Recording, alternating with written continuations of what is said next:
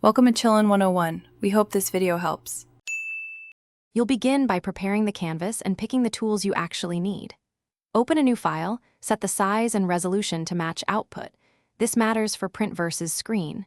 Then choose a brush with the right edge hardness and set opacity around 60% for roughs.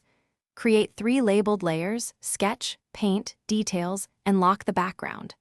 Once done, sample colors and save a quick preset so you don't waste time hunting for the same shade later. You should now build the image from general to specific.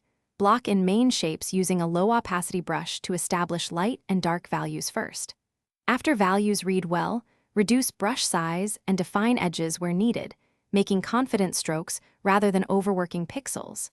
Use layer modes like multiply for shadows and overlay for highlights, and apply masks to control where effects show up. Make sure to toggle visibility to check progress. Once you like the read, lock those painted regions and move to final cleanup. Finish by tightening details and preparing the file for export. Zoom to 100% and inspect for stray pixels, jagged edges, or mismatched tones. Use a small hard brush to tidy artifacts. Apply a subtle overall color correction and check flatness versus preserving editable layers for future edits.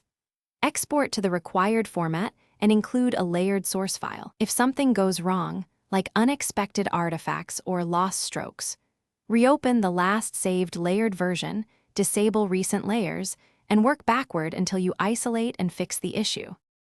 Thanks for watching. Consider subscribing if we helped you.